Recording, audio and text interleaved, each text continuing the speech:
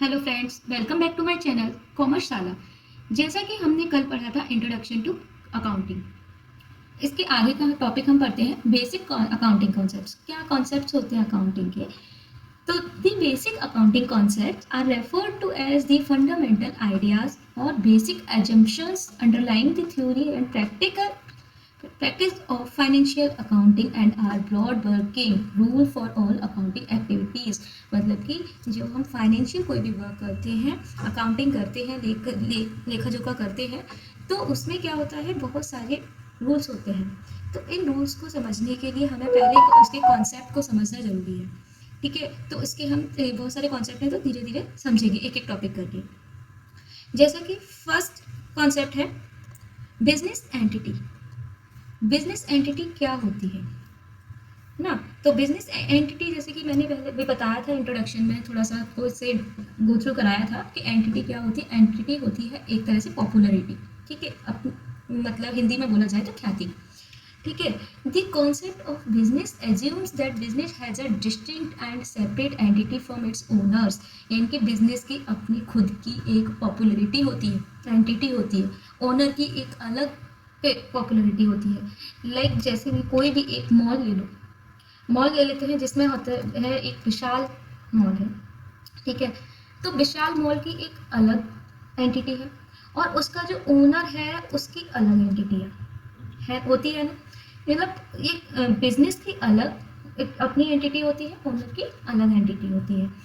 It means that for the purpose of accounting, the business and its owners are to be treated as two separate entities। इस तरह से हम accounting में दो अलग अलग एंटिटीज को ट्रीट करते हैं।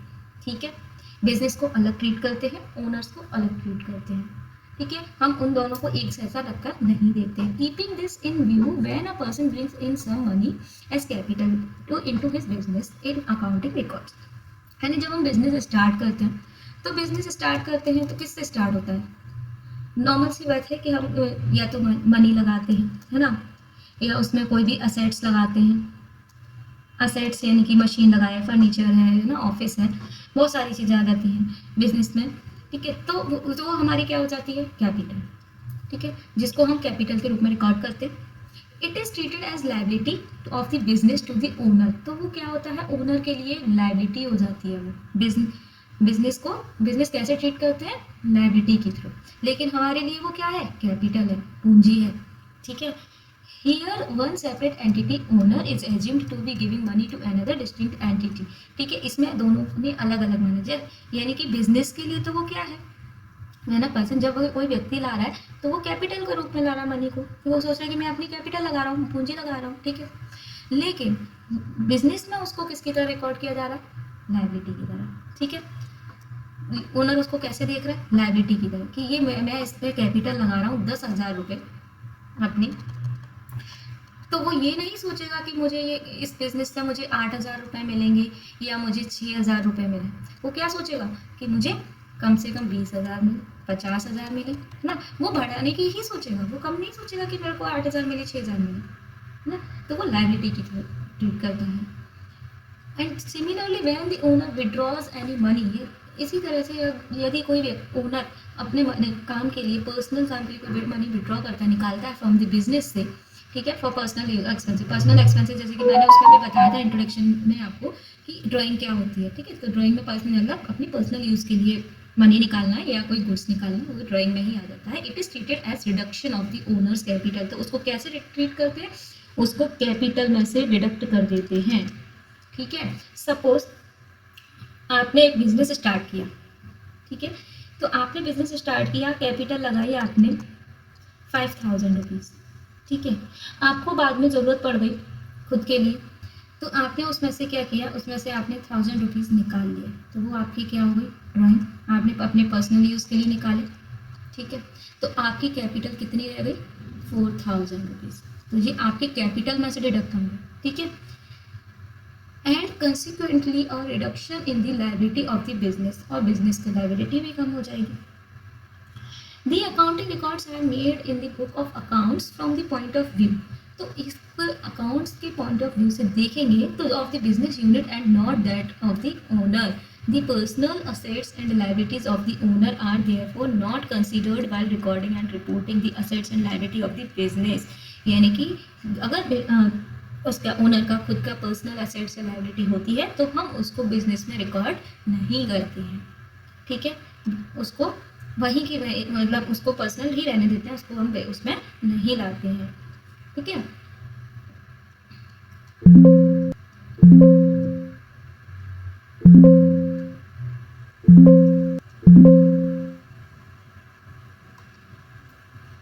और सिमिलरली पर्सनल ट्रांजेक्शन, उसी तरह से अगर कोई पर्सनल ट्रांजेक्शन होता है, personal transaction of the owner are not recorded in the book of business, या उसका कोई भी पर्सनल ट्रांजेक्शन होता है तो उसको भी हम बिजनेस की बुक में रिकॉर्ड नहीं करेंगे, अनलेस इट इन्वॉल्व्स इनफ्लो और outflow of the business fund, और ना ही कोई बिजनेस का फंड कोई इनफ्लो आउटफ्लो है उसको इन्वॉल्व करेंगे इसमें, ठीक है। यानी कि जो भी बिजनेस से रिलेटेड चीज़ें होती हैं, बिजनेस से रिलेटेड जितने भी ट्रांजेक्शन होते हैं वो सिर्फ बिजनेस की बुक में ट्रांजेक्शन होगा, उसमें ही रिकॉर्ड किया जाएगा, अपना खुद का पर्सनल कोई भी चीज़ें रिकॉर्ड नहीं की जाएगी, ठीक है। अब सेकंड आ जाता है हमारा मनी मेजरमेंट कॉन्सेप्ट। अब मनी मेजरमेंट कैसे करते हैं, है ना, तो पहले तो हमने क्या पढ़ा था, एंटिटी क्या होती है, ठीक है। अब हम करते हैं कि मनी कैसे मेजर किया जाता है, मनी कैसे मापा जाता है। तो the concept of money measurement states that only those transactions that happening in an organization which can be expressed in term of money such as sale of goods, payments of expenses और receipts of income etcetera ना are to be recorded in the book of accounts. मतलब कि जो भी चीज़ें, जो भी transaction money के रूप में होता है वो सारी चीज़ें अकाउंट उसमें रिकॉर्ड की जाती हैं, ठीक है, बुक में, चाहे वो रेंट हो, चाहे वो वेजेस हो, ठीक है, या वो लाइट का बिल हो, ठीक है, या वो कोई अदर एक्सपेंसेस हो, छोटे मोटे खर्चे जो होते हैं बिजनेस से रिलेटेड, ठीक है, ओनली बिजनेस से रिलेटेड ना, नॉट पर्सनल यूज़, या वो हम गुड्स खरीदने पे कोई कैरियर्स देते हैं, गुड्स परचेज किया हो, ठीक है, या वो कैरियर्स हो, है ना, गुड्स लेते हैं तो फिर हम भाड़ा भी तो देते हैं, या कोई भी अनदर कोई भी चीज़ें हो वो सारी मनी से रिलेटेड है तो हम उस बुक में एंट्री करेंगे। All such transactions are happening which can not be expressed in monetary terms, for example the appointment of a manager, capabilities of its human resources or creativity of its research department or image of the organization among people in general do not find a place in the accounting records of a firm। यानी कि जो चीज़ें money से related नहीं होती हैं, जिसको हम मनी में रिलेट नहीं कर सकते हैं, जैसे किसी की एंटिटी है, पॉपुलरिटी है, ओनर की ही देख लो, है ना, तो वो क्या मनी में कन्वर्ट हो जाएगी, नहीं होगी। जैसे कोई राम है व्यक्ति, ठीक है, वो राम बहुत फेमस है, ठीक है, वो बिजनेस, उसका बिजनेस बहुत अच्छा है और उसके बिजनेस भी फेमस है, उसका नाम भी अच्छा है, वो व्यक्ति भी फेमस है अपने आप में, लेकिन उस व्यक्ति के इतना फेमस है हम उसको मनी में तो नहीं कन्वर्ट कर सकते ना, कि वो 1000 रुपये के लिए कन्वर्ट जितना है या 10,000 रुपये के जितना फेमस है, ऐसा तो नहीं कर सकते।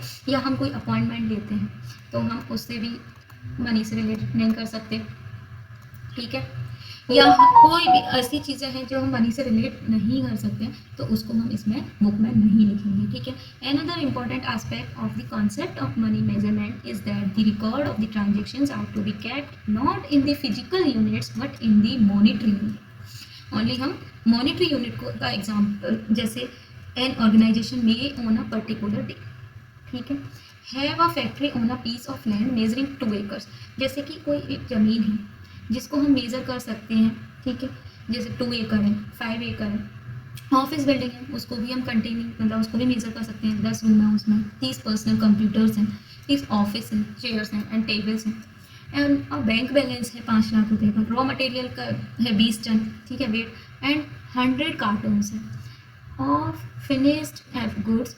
These assets are expressed in different units, so it cannot be added to give any meaningful information about the total worth of business। क्या है, पूरे बिजनेस की वर्थ है, ठीक है, समझ आ रहा है। And recorded in the rupees, और इनको हम रुपीज़ के रूप में रिकॉर्ड कर सकते हैं क्योंकि ये रुपीज़ में कन्वर्ट हो सकता है, ठीक है। इन दिस केस अगर the cost of factory land में भी से 2 करोड़, यानी कि अगर फैक्ट्री की कीमत है 2 करोड़ रुपये ऑफिस बिल्डिंग की कीमत है 1 करोड़ रुपए, कंप्यूटर की कीमत है 15 लाख रुपए, office and chair and tables की कीमत है 2 लाख रुपए, रॉ मटेरियल्स जो कच्चा माल है उसकी कीमत है 33 लाख रुपए, फिनिश्ड गुड है 4 लाख रुपए की। तो दस दी टोटल असेट्स, इस प्रकार से टोटल असेट्स कितना हो जाएगा, इसका वैल्यू कितनी हो जाएगी, 3 करोड़ है एंड 59 लाख है। Similarly all transactions are recorded in rupees and paise as and when they take place. ठीक है, मतलब कि सीधा सीधा कॉन्सेप्ट ये है कि जो चीज़ें मनी के रूप में कन्वर्ट हो जाती हैं उनको तो हम मनी में उस बुक में लिखते हैं, ठीक है, अकाउंट्स में हम एंट्री करते हैं, और जो चीज़ें मनी के रूप में कन्वर्ट नहीं होती है उसको हम अकाउंट्स में कन्वर्ट लिखते नहीं हैं। ठीक है, the money measurement assumption is not free for limitation, उसकी कोई लिमिटेशन नहीं है, due to the changes in the price, उसमें प्राइस में चेंजेस होते रहते हैं। जैसे हमारे पास असेट्स हैं, ठीक है, हमने फर्नीचर लिया, ठीक है, फर्नीचर लिया हमने, कोई भी चेयर ले ली, ठीक, चेयर ली है आज मैंने 5,000 रुपये की, अब मैं उसको 2 साल बाद यूज़ किया मैंने, अब मैं बेच रही हूँ, ठीक है, 2 ईयर्स यूज़ किया मैंने, अब मुझे उसको सेल करना है, तो क्या मेरी ये 5,000 में सेल होगी? नहीं। क्यों? उसकी वैल्यू कम हो गई, वो यूज़ हो गई, ठीक है, यूज़ हो गई, तो क्या वो मेरे को चेयर के 5,000 दे देगा या 6,000 दे देगा? नहीं, मेरे को देगा कोई भी 3,000 दे देगा, 2,000 दे देगा, ठीक है। तो यानी इसमें चेंजेस हुए। और बहुत सारी चीज़ें हैं, जैसे बिल्डिंग है मेरी ऑफिस की 2 लाख रुपए की, ठीक है, अब वो मैं सेल कर रही हूँ आफ्टर 5 ईयर्स, ठीक है, 5 साल बाद सेल कर रही हूँ मैं उसको, तो मेरी बिल्डिंग की कीमत मिल जाएगी मेरे को 5 लाख रुपए, हो सकता है मेरे को 1 लाख रुपए ही मिले, है ना, मतलब चेंजेस मिलेगा, 2 का 2 नहीं मिलेगा, है ना। और ये कैपिटल है, मैंने कैपिटल लगाई थी 5,000 रुपये, क्या वो मेरे को 5 के 5,000 मिलेंगे? नहीं मिलेंगे, या तो वो मेरे को बढ़ी हुई कैपिटल मिलेगी, मतलब बिजनेस मेरा अच्छा चला होगा तो मेरे को भी मेरी कैपिटल बढ़ गई होगी, है ना, 5 की 10 हो गई होगी, 50 हो गई होगी, लेकिन 5 के 5 नहीं रही होगी। अगर मेरा बिजनेस बहुत बेकार चला होगा, मेरे को लॉस हुआ होगा, तो वो मेरी कितनी रह गई होगी? मेरी रह गई होगी 4,000, 3,000, कोई भी रह सकती है, ठीक है।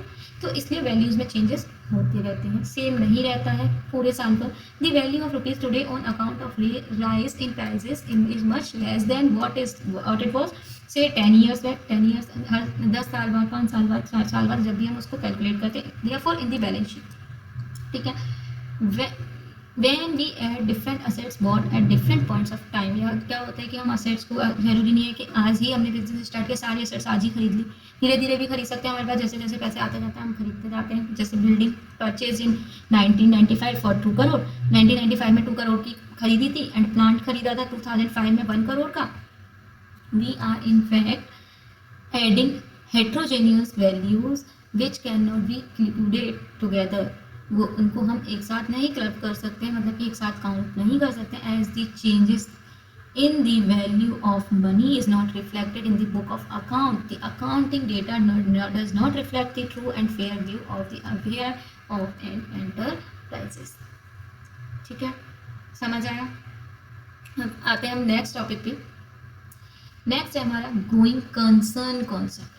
कंसर्न कॉन्सेप्ट मतलब क्या कंसर्न रहता है बिजनेस का, है ना। तो क्या कंसर्न रहता है? The concept of going concern assumes that a business firm would continue to carry out its operational indefinitely. मतलब कि कोई भी हम बिजनेस स्टार्ट करते हैं तो स्टार्ट करने से पहले हम ये नहीं सोचते हैं कि हमें 1 साल बाद बंद करना है या 2 साल बाद बंद करना है। हम क्या सोचते हैं कि ये बिजनेस हमें आगे तक लेके जाना है और बहुत अच्छे से इसको ग्रो करना है ना, बहुत लॉन्ग टाइम तक लेके जाना है और बहुत अच्छे से ग्रो करना है। तो example for a fairly long period of time and would not be liquidated in the foreseeable future, मतलब इसकी कोई भी liquidity नहीं होती है। This is an important assumption of accounting as it provides the very basis of for showing the value of assets in the balance sheet। तो इसको हम उसके साल 1 साल का जो भी वैल्यू रहती है हम वही बैलेंस शीट में दिखाते हैं। लास्ट साल के लास्ट में बैलेंस शीट बनती है तो हम जो भी वैल्यू होती है वही दिखाते हैं बैलेंस शीट में, ठीक है। An asset may be defined as a bundle of service. Assets को हम डिफाइन कर सकते हैं। When we purchase an asset, for example जब भी हम कोई असेट खरीदते हैं, जैसे कोई पर्सनल कंप्यूटर खरीदा, 50,000 रुपये का, ठीक है। What we are buying really is the services of the computer that we sell we getting over its estimated life span say 5 years. मतलब कि यदि हमने कंप्यूटर खरीदा, ठीक है, उसको हमने पूरा 5 साल चला लिया, उसकी लाइफ है 5 साल की, it will not be fair to charge the whole amount 50,000। क्या वो 50,000 रुपये हमें मिल जाएंगे, हम चार्ज कर सकते हैं किसी से? From the revenue of the year in which asset is purchase, जो भी हमने परचेज किया था, जैसे मैंने परचेज किया था 2005 में एक कंप्यूटर, ठीक है, 50,000 रुपये का, तो क्या मुझे वो 2010 में 50,000 मिल जाएंगे? नहीं, मेरे को कितने मिलेंगे? मुझे को मिल जाएंगे 30,000, मिल जाएंगे 10,000, 20,000, है ना, 40,000, कितने भी मिल जाएंगे, लेकिन 50 नहीं मिलेंगे, है ना। So instead that party asset which has been consumed or used during a period should be charged from the revenue of that period. The assumption regarding continuity of business allows us to charge from the revenues of the period only that part of the assets which has been consumed or used to earn that revenue in the period and carry forward the remaining amount to the next year. ठीक है, मतलब कि हम हर साल balance sheet बनाते हैं, हर साल हम अकाउंटिंग करते हैं, तो जिस साल की हम बैलेंस शीट बना रहे हैं उसी साल की अगर हमारे अमाउंट जितना भी रहेगा, मतलब जैसे हमारे 5% कमी हो रही है असेट में, तो हम उसमें से 5% कटा करके उस वैल्यू को दिखाएंगे। जैसे हमने 50,000 का खरीदा था, तो 5% कितना हो गया? 50,000 का कितना हो गया? 2,500, ठीक है। तो 2,500 माइनस कर देंगे, ठीक है, कितना बचेगा? 47,500। ये हो गई हमारी फर्स्ट ईयर के एंड की वैल्यू, ठीक। तो 10 में we may charge 10,000 every year for 5 years from the profit and loss account in case the continuity assumption is not the whole cost will need to be charge, ठीक है, समझ आया। अब हम आ जाते हैं नेक्स्ट टॉपिक पे। नेक्स्ट है accounting period concept. Accounting period concept क्या होता है? पीरियड यानी कि कैसे अकाउंटिंग किया जाता है, ठीक है, किस तरह से की जाती है, टाइमिंग क्या रहती है, कब हम अकाउंटिंग करते हैं, कब लेखा देखा करते हैं, ठीक है। तो accounting period refers to the span of time, time से मतलब होता है अकाउंटिंग पीरियड का मतलब at the end of which the financial statements of an enterprises are prepared to know whether it has earned profit or incurred losses during that period and what exactly is the position of its assets and liabilities at the end of that period. मतलब कि business की क्या value है, क्या उसमें कितने assets हैं, कितने लाइबिलिटीज़ हैं, कितना हमने लॉस किया, कितना हमने प्रॉफिट किया, ये सारी चीज़ें हमें कब पता चलती है? एंड ऑफ द पीरियड यानी कि लास्ट में पता चलती है ना। तो सच इन्फॉर्मेशन, इस तरह की information is required by different users at regular intervals for various purposes as no firm can wait for long to know its financial results as various decisions are to be taken at regular intervals on the basis of such information। और इस information के लिए कोई भी इतना wait नहीं कर सकता है कि हमें कोई भी अचानक से डिसीजन लेना है कि हमें बिजनेस को बढ़ाना है या हमें इसमें ये लगा लेंगे तो क्या हमारा बिजनेस बढ़ जाएगा या हमारे बिजनेस में कितना लॉस हो रहा है, कितना प्रॉफिट हो रहा है, हमें पता तो चले। हर कोई अपनी परफॉर्मेंस के लिए जानना चाहता है। जैसे आप अभी पढ़ाई कर रहे हैं, ठीक है, आप अभी 11th की पढ़ाई कर रहे हैं, तो आपके अभी एग्ज़ाम चल रहे होंगे, है ना। एग्ज़ाम चल रहे होते हैं, तो एग्ज़ाम क्यों होते हैं? एग्ज़ाम इसलिए होते हैं कि आपने जो भी 6 मंथ में या 2 मंथ्स में आपने जितना भी पढ़ा, तो वो आपको एग्ज़ाम दे के पता चल जाएगा कि आपको कितना आता है, आप कितना सीख रहे हो, है ना। एग्ज़ाम का मतलब ये नहीं होता है कि नंबर आ गए इतना, अरे बहुत बढ़िया। एग्ज़ाम का मतलब ये होता है कि आपने कितना सीखा, आपको कितना आता है ना। ये किस लिए? आप अपने आप को जज कर रहे हो उससे एग्जाम से, है ना। तो इसी तरह से हम बिजनेस करते हैं, तो बिजनेस में भी हमें ये पता होना चाहिए कि हम बिजनेस जो कर रहे हैं तो हमारे बिजनेस को हमें प्रॉफिट मिल रहा है या नहीं मिल रहा है ना। तो ये भी हमें जानने की बहुत जल्दी रहती है, उत्सुकता रहती है। तो इसलिए इस चीज़ की डिसीजन लेना भी इस अकाउंटिंग से ही हम पता कर सकते हैं। हम टाइम टू टाइम से उसे देखेंगे तो हमें पता चलता रहेगा कितना प्रॉफिट हो रहा है, कितना लॉस हो रहा है। The financial statements are therefore prepared at regular interval normally after a period of 1 year, ठीक है। हमारे नॉर्मली 1 साल के लिए होता है, 1 साल बाद बनता है अकाउंट्स का। फाइनेंशियल पोजीशन 1 साल बाद कैसे चलती है, so that timely information is made available to the users, और यूजर्स हमें टाइमली इन्फॉर्मेशन देते रहते हैं। यानी जो हमारी अकाउंटिंग करता है, लेखा देखा करता है हमारे बिजनेस का, वो हमें टाइम टू टाइम बताता रहता है कि इतना प्रॉफिट हो रहा है, इतना लॉस हो रहा है, यहाँ पर ये बिजनेस में कमी आ रही है ना। This interval of time is called accounting period. इसी टाइम को क्या कहते हैं, अकाउंटिंग पीरियड। ठीक है। The Companies Act of 2013 and the Income Tax Act require that the income statements should be prepared annually. तो अब जो हम टैक्स भरते हैं, है ना, तो इनकम टैक्स वाले क्या कहते हैं कि हमें 1 साल की रिपोर्ट दो अपनी कंपनी की या अपने बिजनेस की, कि तुम्हारा बिजनेस कैसा चला है, कितने प्रॉफिट हुआ है, कितना तुमने कमाया है। तो हम कहाँ से देंगे, हम कैसे, जब हमारा अकाउंटिंग होगी, मतलब जब हमारे लेखा जोखा होगा प्रॉपर तरीके से, तभी तो हम दे पाएंगे। और वो हमसे एनुअली मांगते हैं, तो हम एनुअली भी क्या करते हैं, पूरे साल का लेखा जोखा करते हैं। ठीक है। However in case of certain situations prepare of interim financial statement become necessary. इसी कंडीशन में हमारे लिए ज़रूरी हो जाती है अकाउंटिंग। ठीक है। For example at the time of retirement of a person.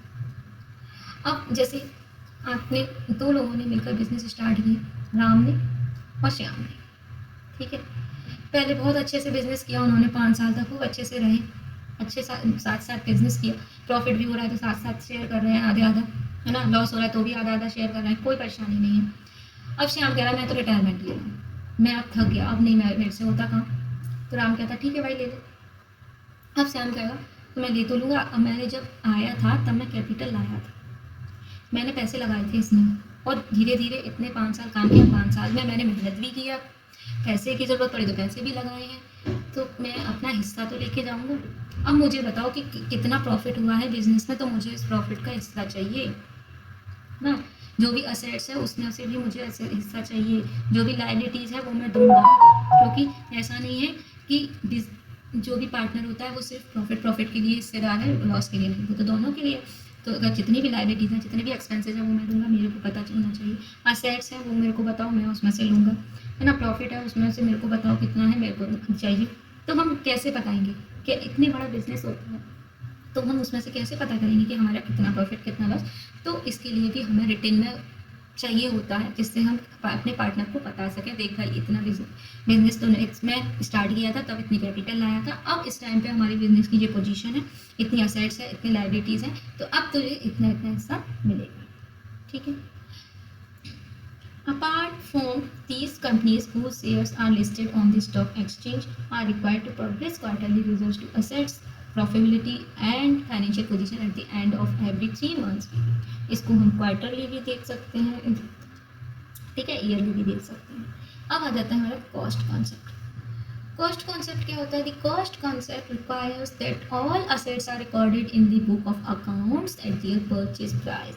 यानी कि जो भी चीज़ें हम रिकॉर्ड करते हैं बुक में, वो हम किस में करते हैं? परचेज प्राइस में। ठीक है। Which includes cost of acquisition, transportation, installation and making the assets ready to use. To illustrate, मतलब कि जैसे कोई भी ट्रांसपोर्टेशन होता है या कोई भी असेट्स होती है, खरीदते हैं हम और फिर उसमें हम रिपेयरिंग भी कराते हैं, तो जितना भी पैसा लगता है तो वो भी हम इस तरह, वो हम कैसे एंट्री करते हैं। जैसे for example on June 2005 an old plant was purchase. ठीक है, एक पुराना प्लांट खरीदा हमने, तो जून 2005 में कितने रुपए का? 50 लाख रुपीज़ का। ठीक है, 50 लाख का सेवा एंटरप्राइजेस के द्वारा खरीदा गया है। Which is into the business, उसे बिजनेस में लाने के लिए, ऑफ मैन्युफैक्चरिंग डिटर्जेंट पाउडर। किस लिए लाया था? वो डिटर्जेंट पाउडर बनाने के लिए। ठीक है, जिसकी मैन्युफैक्चरिंग है डिटर्जेंट पाउडर की। An amount of 10,000 rupees was spend on transporting the plant to the factory site. ठीक है, उसने 50 लाख रुपए के प्लांट खरीदा और 10,000 रुपये उसने ट्रांसपोर्टिंग में दे दिए, यानी कि उसको मशीन प्लांट को वहाँ से ऑफिस तक, यानी कि अपनी फैक्ट्री तक लाने के लिए उसने 10,000 रुपये दे दिए। इन एडिशन 15,000 रुपये was spent on repair for bringing the plant into running position. और जो प्लांट में कुछ कमी होगी, नहीं चल रहा होगा, तो उसने क्या किया? उसने 15,000 रुपये और खर्च कर दिए, उसने रिपेयर करा लिया उसको चालू कंडीशन करने के लिए। ठीक है, उसको ठीक कराने के लिए। And 25 rupees on it's installation, और 25,000 रुपये उसको इंस्टॉलेशन दे दी। ठीक है, 50 लाख का था, 25,000 की इंस्टॉलेशन दे दी, 10,000 रुपये उसने ट्रांसपोर्टिंग में खर्च कर दिया, 15,000 रुपये उसने रिपेयरिंग में खर्च कर दिया। तो हम उसकी वैल्यू कैसे करेंगे, कैसे हमें पता चलेगा उसकी कितनी वैल्यू है। देखो कैसे पता चलेगा, total amount at which the plant will be recorded in the book of account would be the sum of all these 50,50,000। कैसे, देखो 50 लाख रुपीज़ का प्लांट था, ठीक है, समझ आया, और उसने 10,000 रुपये ट्रांसपोर्टिंग में खर्च किया, ठीक, और उसके बाद उसने 15,000 रुपये उसने किस में खर्च किया, उसको चालू कंडीशन में करने के लिए खर्च किया, और 25,000 रुपये उसने इंस्टॉलेशन फीस दे दी, ठीक है, कितना हो गया 50,50,000 रुपये, समझ आया। अब जैसे कि नॉर्मली एक और एग्जांपल हम ले लेते हैं, जब हम कोई चीज़ें खरीदना, हम सोचो कार खरीदना है पुरानी, ठीक है, पुरानी कार खरीद के लाए हम 2 लाख रुपए की।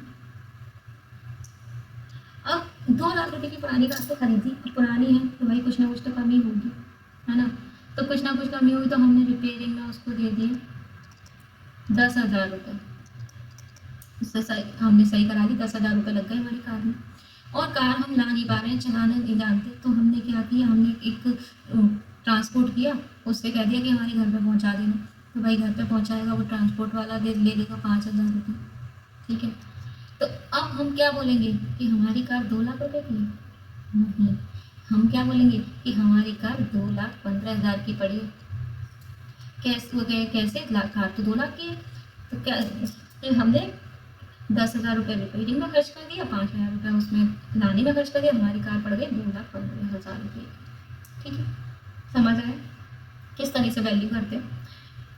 The concept of cost is historical in nature as it is something which has been paid on the date of acquisition and does not change year after year. For example, जैसे एक building खरीदी है हमने, via firm के द्वारा खरीदी गई है 2.5 करोड़ की, the purchase price will remain the same for all year to come, ठीक है, मतलब हर साल सेम रहती है, so its market value में change, लेकिन उसकी जो परचेज वैल्यू है वो तो सेम ही रहती है हर साल, लेकिन मार्केट वैल्यू चेंज हो सकती है, ऑब्वियसली हो सकती है, कैसे हो सकती है कि हमने बिल्डिंग खरीदी 2.5 करोड़ की, लेकिन मार्केट में वो उसकी कीमत है 4 करोड़ की, है ना, लेकिन हमने खरीदी कितने की 2.5 की, और हम 4 साल बाद भी क्या बोलेंगे हमने 2.5 की खरीदी थी, हमारी जो परचेज वैल्यू वो तो सेम ही है, बट मार्केट वैल्यू बढ़ रही है, मार्केट वैल्यू 2 साल बाद कहेगा ये 4 करोड़ की है, पूरा मार्केट में इसकी वैल्यू और हो सकता है 3 करोड़ की रहेगी, तो मार्केट वैल्यू चेंज हो सकती है।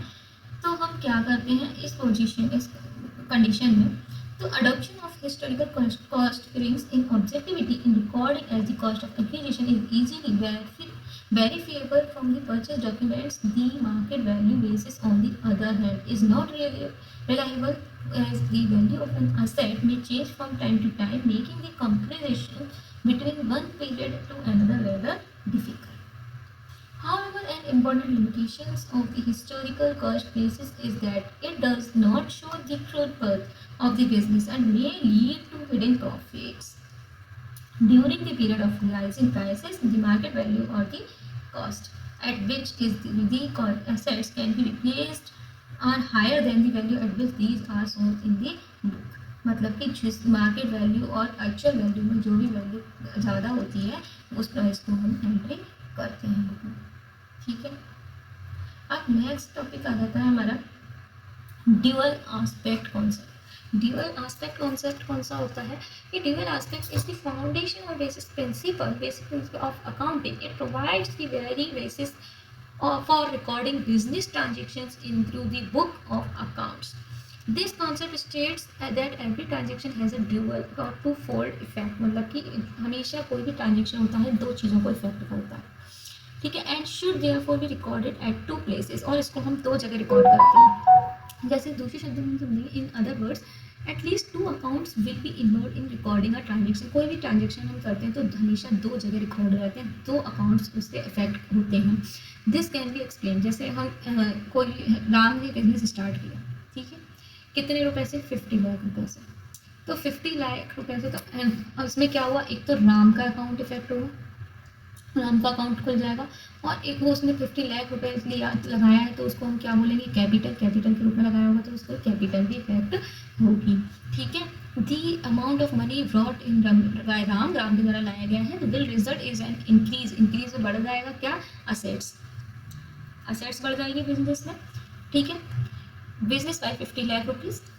Eight the same time owners equity और कैपिटल विल ऑल्सो इंक्रीज, और उसी टाइम पे क्या होगा, ओनर की कैपिटल बढ़ जाएगी, है ना। तो it may be seen that the two items that got affected by this transaction are cash and capital. वो कैश लाया, ठीक है, कैश बढ़ गया, कैपिटल बढ़ गई। तो let us that take other example, जैसे हम दूसरा एग्जांपल लेते हैं कोई भी। सपोज एक हमने माल खरीदा, purchase goods worth 10 lakh rupees का कैश में। तो इससे क्या हुआ, माल खरीदा तो परचेज किया तो हमारे पास माल आया, ठीक है, एक तो हमारा परचेज अकाउंट इंक्रीज हो गया, कैश चला गया, कैश डिक्रीज हो गया, दोनों अकाउंट इफेक्ट हुए। या हमने कोई माल सेल किया है अपना, तो हमारे पास क्या आया, कैश क्या हुआ, इंक्रीज बढ़ गया, और क्या चला गया, माल सेल हो गया, डिक्रीज, समझ में आ गया, दोनों अकाउंट इफेक्ट हुए। या हमने किसी को रेंट दिया, ठीक है, रेंट कम हो गया, कैश ठीक है।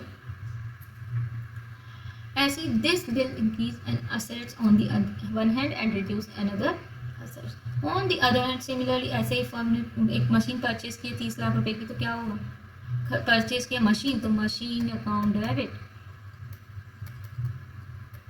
टू कैश, कैश चला गया, ठीक है, कैश कम हो गया, मशीन आ गई हमारे पास। तो इसी तरह से this will increase an assets बढ़ गई, एट अदर हैंड लायबिलिटी हो गई, कैश ले दिया। This type of dual effect that takes place in case of all business transaction and is also known as duality principle. The duality principle is commonly expressed in term of fundamental accounting equation. इस तरह से accounting करते हैं, assets is equals to liability plus capital, ठीक है, इस चीज़ को ध्यान से समझना। आपका असेट्स क्या होती है, असेट्स होती है हमारी, कैसे बनती है, लायबिलिटी प्लस कैपिटल से मिलकर के हमारे असेट्स बनती हैं, ठीक है।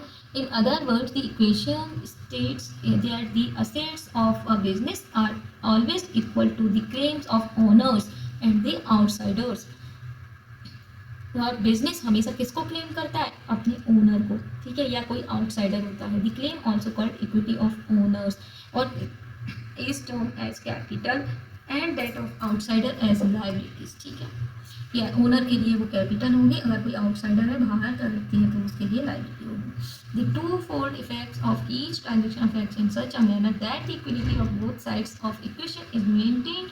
The twofold effect in respect of all transactions must be duly recorded in the book of accounts of the business. In fact, क्या होता है कि this concept from the concept of dual entry system of accounting, इसको हम double entry system भी बोलते हैं, ठीक है, जिसको हम नेक्स्ट चैप्टर में पढ़ेंगे डिटेल में। ओके फ्रेंड्स, आज के लिए बस इतना ही। Thank you for watching my video. आगे बने रहिए, अभी बहुत सारे पॉइंट्स हैं हमें समझने के लिए, ठीक है।